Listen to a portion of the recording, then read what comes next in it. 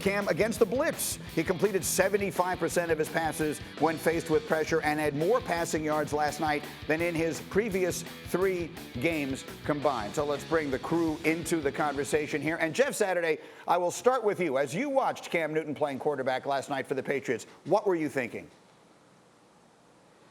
I saw a team that's trying to hide the quarterback in the play. I mean, they didn't try to challenge the Jets deep for the majority of the game. They played very conservative throughout the entire game. And it just showed you, right, that Cam has cost them the last couple weeks in the way he's played. They weren't going to let it happen again. It was like in the meetings throughout the whole week between Belichick and McDaniels is, hey, we're going to stop this. We're going to stop the bleeding from turnovers, from bad plays. We're going to play this thing and make it as ugly a game as possible and see if we can find a way to win in the fourth quarter. And that's ultimately what they did. But I'll tell you the other part that's probably the most disappointing for me is if you watch the game of football right now, think about all the young quarterbacks that we have out there, right? The Tua's of the world, the Kyler Murray's of the world, like all the energy, even Mahomes to a degree, just the energy and excitement that quarterbacks are kind of bringing to their team. I expected that out of Cam Newton, and you just don't see it. I mean, it's like it's just hard work, right? It's laborious. It's like there's just no joy in it. And I know he had it early on in the season, but you just see it on the sideline, man, like such a relief that they're beating a winless Jets team. I mean, that's the part that's probably the most disappointing because when they brought Cam in, I thought that part of his game, right? Whether you love him or hate him on the field, it's irrelevant. I'm talking about just the attitude and kind of the energy that he brings to the locker room. I just don't see it, and that's been disappointing.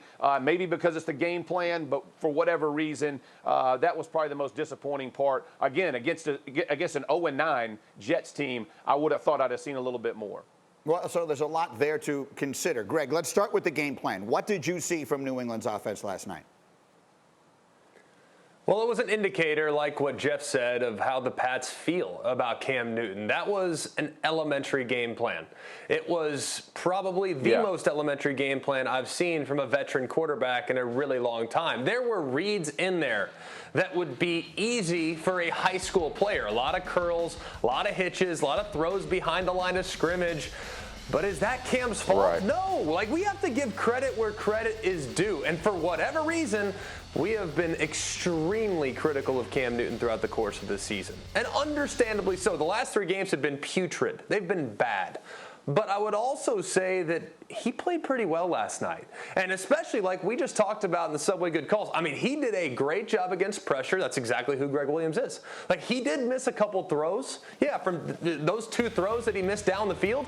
If he makes those throws, it takes a solid night to a spectacular night. So I thought, for the most part, Cam did exactly what was asked of him. He didn't turn the football over. He didn't take unnecessary risk. He ran the ball and got down and didn't absorb unnecessary contact. And there was a lot that you can actually build on within the plan. The problem is, if you run a plan like that against some of the best defenses in the NFL, you're probably not going to have very much success. All right, Swagoo, setting the table for you. What'd you think? Well, first I thought it was like a Hallmark movie, G. Like, you saw Joe Flacco balling, right? And then Cam comes along and wins the game. And in the Hallmark movies, if you never watched them, especially the Christmas ones, this girl dates a dude the whole movie, and then she finally ends up dating a dude from back home and getting married to him. That's what happened to Joe Flacco last night. The second thing is this, man. Like, this is a bad football team. And I get what Greg is saying about Cam and his performance, and I agree 100%. But I'm with Jeff as well. Like, New England's a bad football team. For them to have to eke out a win against the New York Jets, who are equally as bad, and I say equally, G, because that game was really a Flacco interception away from the Jets potentially winning that game. So how far the mighty falls is what I was thinking about the New England Patriots last night. And then to Greg's point, like, you look on the field, it's just not there.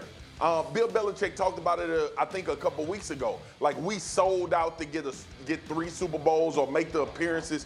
You damn sure did, and I noticed it more last night than any game all season. New England is bad, and people need to accept that. Gee, I know you're happy because y'all kept that loss and you still in the sweepstakes for Trevor Lawrence. But dang, New England, y'all look just as bad as the New York Jets, man. Listen, there were some very nervous moments last night. I mean, the Jets thankfully were able to snatch defeat from the jaws of victory, but there was some cause for real concern. We will get to the Jets side of this a little bit later in the first pick and everything else. But Dan Graziano, let's talk for a minute about the Patriots in this regard. I'm old enough to remember when Jarrett Stidham was the future of that franchise. What has happened here? Well, Stidham didn't come as quickly as they hoped in the offseason. They did sign Cam Newton. They really believe Cam Newton is their best chance to win games this year, which is still what they are trying to do. But what this is telling you is the Patriots are going to be in the quarterback market this offseason, whether it's Cam Newton coming back as a free agent, whether it's somebody in the draft. The Patriots don't necessarily have their 2021 answer on the roster at this point. To Jeff Saturday's point about energy, they lost 4 games in a row coming into last night. Who in the NFL has high energy when they're on that kind of losing streak? Thank you for watching ESPN on YouTube. For live streaming sports and premium content, subscribe to ESPN+.